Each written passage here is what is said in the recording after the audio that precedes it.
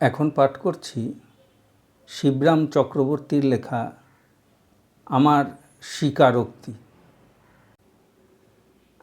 আমি তখন করলাম কি, এই কোটের হাতায় মুড়ে আমার বাঁ হাতখানা তার গলার ভেতর পুড়ে দিলাম। কাজটা মোটেই সহজ নয়, মজার তো নয়ই। ধারালো দাঁতের কথা ভাবো একবার। এদিকে সে যখন আমার বাঁ হাতখানা চিবুতে থাকলো অকাতরেই, বলতে কি আমি ডান হাত দিয়ে তার পাঁজরায় আমার ছুরিকা আমূল বিদ্ধ করে দিয়েছি। ভালুকটা একবার একটা হেঁচকি তুলল, বেশ ডাক সাইটে হেঁচকি তুলেই ব্যাস আমার পায়ের তলায় ঢলে পড়ল। যাকে বলে পতন আর মৃত্যু। সেই ভালুকটার চামড়া এখনও আমরা বাড়িতে টাঙিয়ে রেখেছি। এতটা বলে বক্তা থামলেন।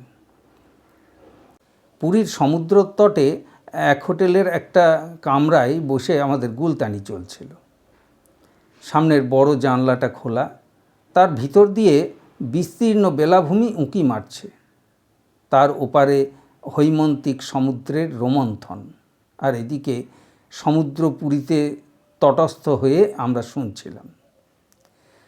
সন্ধে হব হব, আবহাওয়াটা এমনিই যে সহজেই জমে ওঠে, সৌহার্দ্য গাঢ় হয়। তার উপরে আর এক যোগাযোগ, একটু আশ্চর্যই বলতে হবে, আসরে সকলেই এক একটি শিকারী। তাদের বিবৃতি থেকেই ক্রমে ক্রমে সেটা বিস্তৃত হতে লাগলো। ভালুক শিকারীর একটু আগে আর একজন শুরু করেছিলেন। শুকনো আমশির মতো চেহারা, মনে হয় যেন বহুদিন ধরে রোদে টাঙিয়ে রেখে তাকে শুকনো হয়েছে। রৌদ্রপক্ষ সেই ভদ্রলোক বুনো গন্ডার শিকারের একটা গল্প আমাদের শোনালেন। মারিত গন্ডার কথাই বলে। গন্ডারটার আবার ভাণ্ডার লুট করার দিকে ঝোঁক ছিল। এক গেরস্তর গোয়ালে ঢুকে তার সযত্ন পালিত গরুদের ভুলিয়ে ভালিয়ে জঙ্গলের দিকে টেনে নিয়ে যাচ্ছিল বেটা। কতগুলি গরু? আমি জিজ্ঞেস করছি। তা এক গন্ডার কম না, গন্ডারে গন্ডারে ধুল পরিমাণ, আমি বললাম শুভঙ্করী কোষে। জোচ্চরটা গরুদের সঙ্গে নিয়ে জঙ্গলের দিকে কেটে পড়ছে, এমন সময়ে সেই অবশ্য স্বীকার্য কাণ্ডটা ঘটল। তিনিই ঘটালেন। তাঁর ঘন ঘটা শেষ হতে না হতে আর একজন শুরু করলেন। ইনিও বায়ু পরিবর্তনকারীদের একজন। দিব্যি হৃষ্টপুষ্ট দেহ, পুরীর জল হাওয়া এর শ্রীঅঙ্গের বিশেষ কিছু ক্ষতি করতে পারবে বলে বোধ হয় না।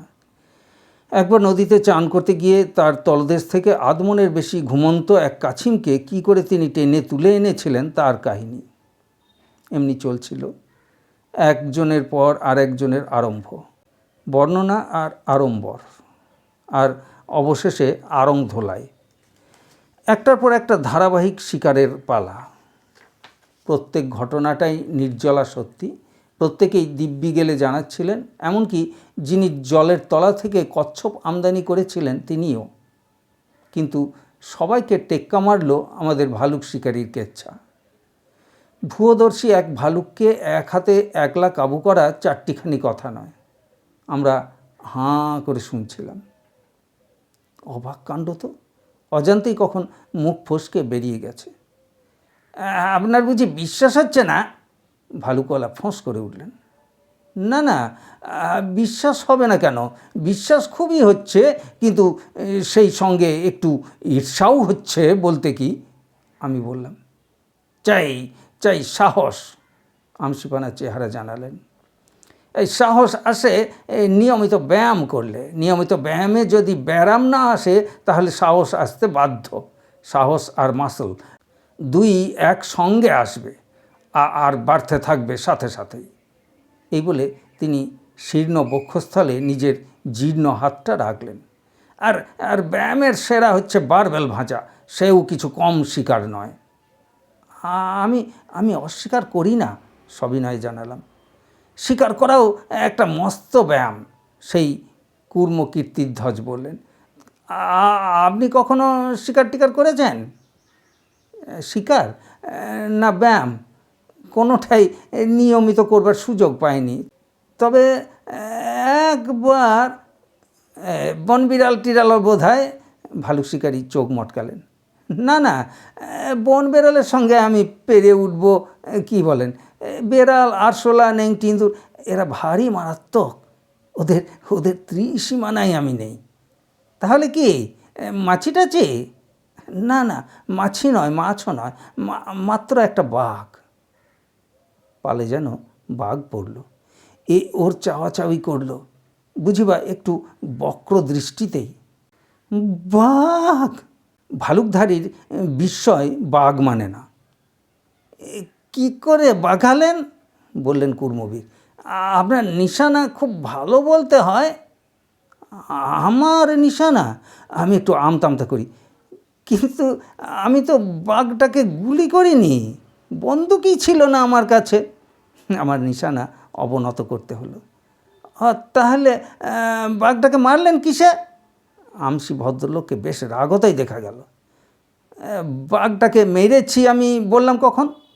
মোটেই মারিনি। বাঘ মারবো আমি? আপনারা পাগল হয়েছেন? সে যে ভয়ঙ্কর ব্যাপার। মারতে গেলে শুনেছি ওরা ভারী ক্ষেপে যায়, এমনকি উল্টে মেরে বসে মারবার আগে। না মশাই, না, ওসব হঠকারিতায় আমি নেই। বাঘটাকে আমি আমি জ্যান্ত পাকড়েছিলাম। ওহো, একটা ব্যাঘ্র শিশু, তাই বলুন? কুর্ম অবতার স্বস্তির নিঃশ্বাস ছাড়লেন। না মশাই, শিশু নয়, আস্ত বাঘ। আসামের জঙ্গলে পাগড়েছিলাম। আমি তখন কলকাতার এক সাপ্তাহিক পত্রে সম্পাদকতা করি, সেই সূত্রে। কী সূত্র বললেন? খুব মজবুত সূত্র। কাগজটা ছিল এক দেশমান্য নেতার। তিনি সভায় টভায় বক্তৃতা করতেন, আর আমি তার বৃত্তান্ত ফলাও করে আমার কাগজে ছাপতাম। দেশ নেতা রাখুন, আপনার বাঘের কথা শুনি। অত অত ব্যগ্র হচ্ছেন কেন? ক্রমেই সে কথা আসছে। ক্রমে নয়, আগে কি করে পাগড়ালেন বাঘটাকে সে রহস্য দয়া করে একটু ফাঁস করবেন কি? আসল কথায় আসবার ওদের ব্যগ্রতা। কেন করব না? আপত্তি কিসের? এমন কিছু বাহাদুরির কাজও নয়। এই গল্প লেখার চেয়ে ঢের সোজা, এমনকি সম্পাদকতা করার চেয়েও। আরে মশাই, যদি সম্ভব হতো তাহলে আমি এই লেখকগিরির পেশা ছেড়ে দিয়ে বাঘ ধরার নেশাতেই ভিড়ে যেতাম। কাজটা যেমন সোজা তেমনি মজার। কিন্তু দুঃখ এই, কলকাতার আশেপাশে বাঘ মেলে না। ঢোক গিলে আমি বলতে শুরু করি। কিন্তু সে যাই হোক, আপনাদের কৌতূহল চরিতার্থ করতে পারবো। আমার বাঘ শিকার এমন কিছু কাণ্ড নয়, তেমন রোমাঞ্চকর ব্যাপারও না। আপনারা হয়তো ভাবছেন আমার একখানা হাত বা পা অযাচিত তার মুখের সামনে ধরে দিয়েছিলাম। মোটেই তা নয়। দিলেও বাঘ তা মুখে তুলতে চাইতো কিনা সন্দেহ। ওই তো রোগা রোগা হাত পা। ভালুকুমারের তরফ থেকে বাধা এলো। আর যাই হোক, বাঘেদের রুচি বলে একটা বোধ আছে। ঠিক ওর মতো অত চর্বি নেই আমার। বাঘ এগুলি চর্বিত চর্বণ করতে রাজি হতো বলে আমিও মনে করি না। তাছাড়া এই মুষ্টিমেয় হাত পা বেহাত হতে দিতে আমার নিজের দিকেও আপত্তি আছে। কাজেই ওসব হাতাহাতির কাণ্ডে না গিয়ে, যখন আপনারা শুনতেই চাচ্ছেন, নেহাত তখন খোলসা করেই বলি। ঘটনাটা এই, আসামে গিয়ে আমি একটি মেয়ের প্রেমে পড়ে গেলাম। লোকে প্রেমে পড়ে আসামি হয়, আদালতে দাঁড়ায়, আর আমি আসামি হয়ে প্রেমে পড়লাম। তা ওই একই কথা। আসামের মেয়ে নয়, বাঙালি মেয়ে, কিন্তু আসামি চেহারা। এরকম কম্বিনেশন যদি কোথাও দেখে থাকেন তাহলে বুঝতে পারবেন তাদের প্রেমে না পড়া কদ্দূর কষ্টকর ব্যাপার। অবশ্যই পড়াটাও কিছু কষ্টের নয়, মানে তাদের ছোঁয়াচটাই হচ্ছে মারাত্মক। তাহলেও যাক, যে কথা বলছিলাম, নারীদের ব্যাপারে তখনও আমি খুব আনাড়ি, ঠিক এখনকার মতোই। কিন্তু হলে কি হবে মশাই, মেয়েটি ছিল অদ্ভুত, যেমন দেখতে তেমনি শুনতে। সারা শিলংয়ে অমন মেয়ে আর একটাও ছিল না। আর সারা শহরটা যেন তার ওপরেই হুমড়ি খেয়ে পড়েছিল। বিশেষ করে একটি ছোকরার ঝোঁক যেন একটু বেশি রকমেরই দেখা গেল। ছোকরা আবার শিকারী, বাঘটাকের পিছু পিছু দৌড়নোই ছিল তার বাতি। তা দৌড়ক, আমার কিছু যায় আসে না। কিন্তু দেখা গেল সেও আমার মতো সেই একমাত্র মেয়েটির পিছনে রয়েছে। তার শিকারের ধরনটা কী রকম আপনার মতোই নাকি? শ্রোতাদের একজন জিজ্ঞেস করল। না, সেই সেকেলে ধরনের, সেই সনাতন কাল থেকে বাঘ শিকারের যে সমবায় পদ্ধতি আছে তাই। সবাই মিলে তোড়জোড় করে বাঘ মারা। একদল লোক আগে গিয়ে জঙ্গলে মাচা বেঁধে আসে, গর্ত খুঁড়ে রাখে, তাড়িয়ে তাকে সেই অধপতনের মুখে ঠেলে নিয়ে আসে। সেই সময় মাচায় বসা শিকারী বাঘটাকে গুলি করে, কিংবা বাঘটা নিজেই গর্তে পড়ে হাত পা ভেঙে মারা পড়ে। সেই আধমরা অবস্থাতেও তাকে বন্দুক দিয়ে মারা যায়, মানে ঠিক বন্দুক দিয়ে নয়, গুলি দিয়েই। তবে বাঘ এক এক সময়ে ভুল করে বসে, ভুলক্রমে গর্তের মধ্যে না পড়ে ঘাড়ে এসে পড়ে। তখন আর উপায় কি? বন্দুক দিয়েই মারতে হয়। বন্দুক, গুলি, কিল, ঘুষি যা পাওয়া যায়। অবশ্যই কাছে এলে বাঘ এসবের মারামারি গ্রাহ্যই করে না, উল্টে বিরক্ত হয়ে দূরে থাকতেই তার মতলব গুলিয়ে দেওয়া হয়। চলতি কায়দা হচ্ছে এই। পদ্ধতিটা যেমন সাবেক তেমনি অমানুষিক, আমার মতে মোটেই ভদ্রজনোচিত নয়। একদল লোক মিলে চারধার থেকে চড়াও হয়ে একটা অসহায় বাঘকে ফাঁদে ফেলা বা তাকে ভুলিয়ে ভালিয়ে টেনে এনে মায়াজালে জড়িত করা, তাকে শিকার না বলে শিকারের জালিয়াতি বললেই ভালো হয়। অবশ্যই জালে আগা পাঁচতলা জড়িয়ে পড়লে আখেরে বাঘটার ভালোই হয়। তাকে আর না মেরে বেঁধে ছেঁধে প্যাক করে পত্রপাঠ চিড়িয়াখানায় পাঠাবার ব্যবস্থা হয়ে থাকে। এবং ভেবে দেখলে আসামের জঙ্গলের চেয়ে আমাদের আলিপুর জায়গা মন্দ নয়। ড্যাম্পো নেই, মশা নেই, কালাজ্বর হবার ভয় কম, তাছাড়া নিখরচায় থাকা খাওয়ার বন্দোবস্ত। কিন্তু জানোয়ারের মাথায় কি এসব তত্ত্ব সহজে ঢোকে? আর জঙ্গলি, বুঝতে পারছেন? হ্যাঁ, যা বলছিলাম, শিলং শুদ্ধ সবাই আমরা মেয়েটার পিছু পিছু ঘুরতে লাগলাম। না না, দল বেঁধে নয়, ফাঁক মতো, যে যার নিজের ফাঁক তালে। ঘুরতে ঘুরতে ক্লান্ত হয়ে ক্রমে ক্রমে সকলেই খসে পড়ল।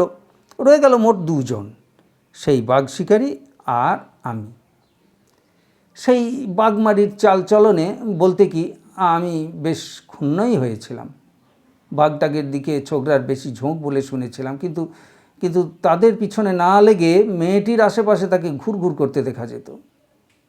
ছোকরা নাকি দেখতে সুস্ত্রী ছিল, কাউকে কাউকে এ কথা বলতে শুনেছি, কিন্তু আমি তো তার চেহারার ভেতর স্ত্রী ছাঁদ কিছুই পাইনি। নানান দৃষ্টিভঙ্গিতে তাকিয়েছি, কিন্তু অত তাক করেও আকৃষ্ট হবার মতো কিছুই আমার নজরে পড়েনি। কাঁধের কাছটা ভয়ঙ্কর রকম চওড়া, চোয়ারেদের যেমন হয়ে থাকে, ফর্সা রং, এত ফর্সা যে পানসে বলে মনে হবে। তার উপর গাল দুটো গোলাপি, হুবহু মেয়েলি টাইপের, যার পর নাই খারাপ।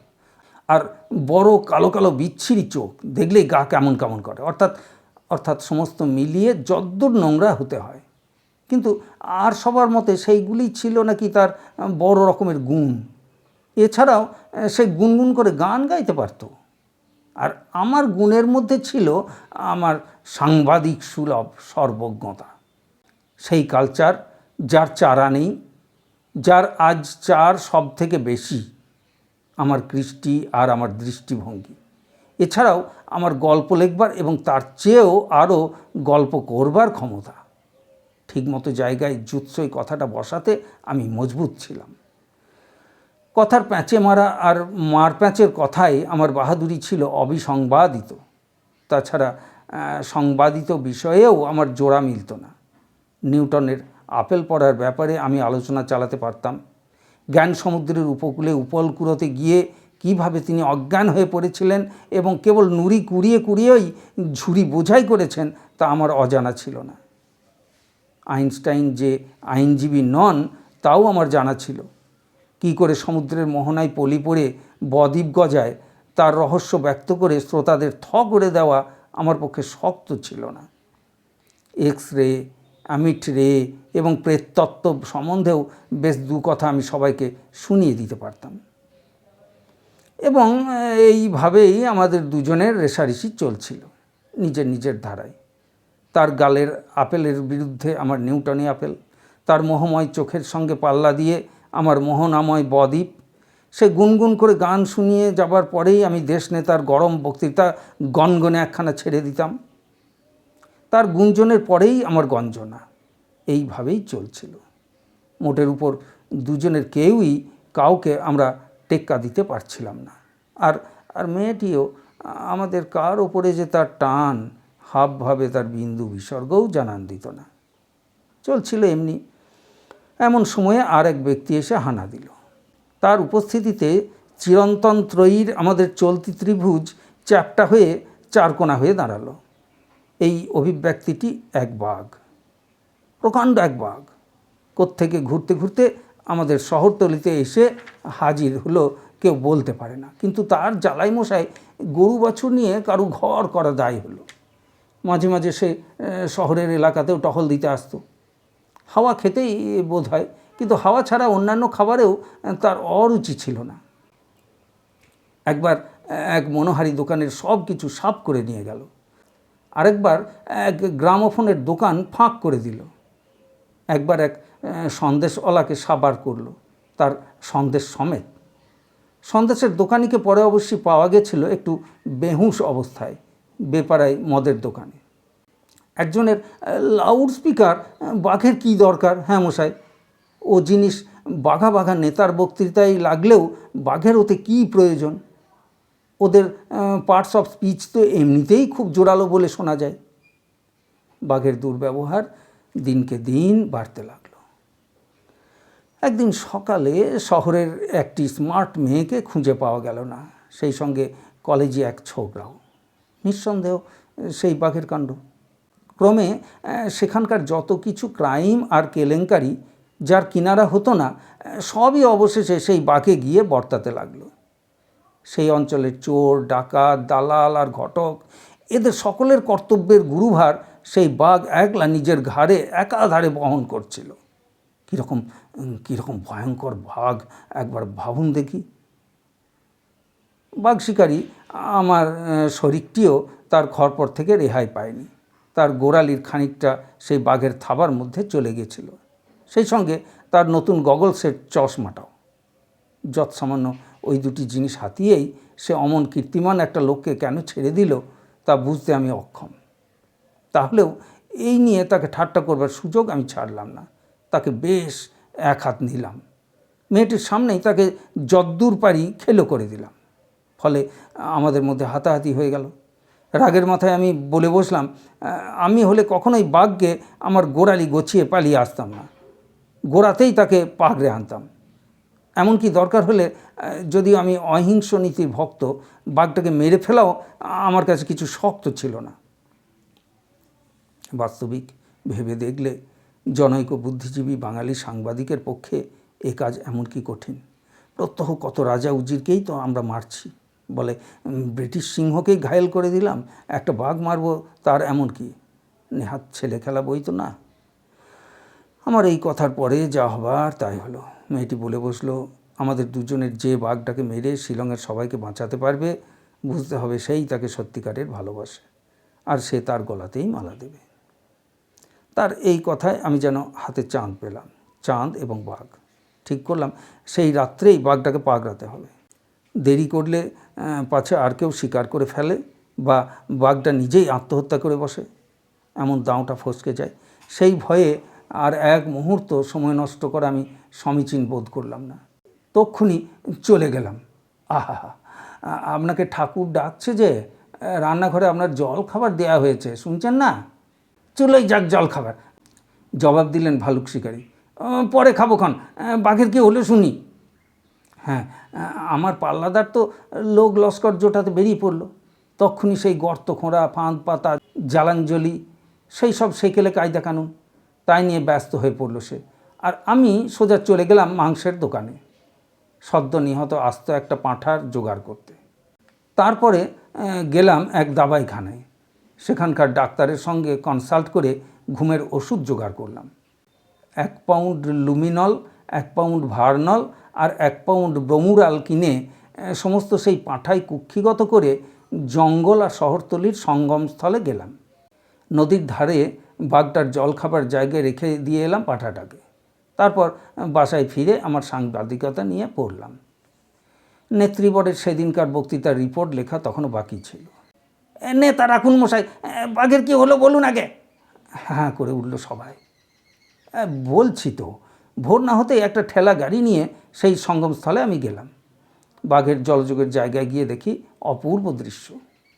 ছাগলটা শুধু হাড় কখানাই পড়ে আছে, আর তার পাশে লম্বা হয়ে শুয়ে রয়েছেন আমাদের ব্যাঘ্রাচার্য বৃহল্লাঙ্গুল, গভীর নিদ্রায় নিমগ্ন। রাত্রে যারা চৌকি দেয় তেমন কোনো পাহারাওয়ালাও এমন ঘুম বুঝি কখনো ঘুমোয়নি। দেখে দেখে আমার যে আনন্দ হলো তা বুঝতেই পারছেন। তখনই আমি জানোয়ারটার হাত, পা, মুখ, আগা, পাঁচতলা বেঁধে ফেললাম।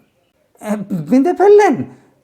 সবাই হ্যাঁ হ্যাঁ, বেঁধেই তো ফেলবো। আমিও অবাক না হয়ে পারি না। কেন বাঁধবো না কেন? বাঁধবার সময় বাঘটা হঠাৎ জেগে উঠল না। সত্যি বলতে এক আধটু যে নড়ে চড়েনি তাহা নয়, হাই তুলবার চেষ্টাও করেছে, কিন্তু তক্ষুনি আমার পকেটে যে মোটা খাতা ছিল যাতে ওই নেতাদের বক্তৃতার নোট নিতাম, তাই দিয়ে তার মাথায় বেশ এক ঘা বসিয়ে দিয়েছি। আর যেমন চোট খাওয়া অমনি ঠান্ডা। নোট বইয়ের ঘা খেয়ে হবে না? বই ভর্তি ছিল কি, তার পাতায় পাতায় উদ্দীপনাময়ী গরমাগরম যত বাণী। একবার কারো মাথায় ঢুকলে আর রক্ষে আছে? তা সে বাঘই হোক আর বাঙালিই হোক, মানুষই হোক আর মেষই হোক। আর যেই না সেই দেশাত্মবোধের ধাক্কা লাগা, অমনি সে আবার অকাতরে ঘুমিয়ে পড়েছে। যাকগে, তারপর আর কি, তাকে বেশ করে বেঁধে ছেঁধে আমার ঠেলায় টেনে তুললাম, তুলে রওনা দিলাম শহরের দিকে। আপনার ভয় করলো না? গন্ডারাজ জিজ্ঞেস করলেন।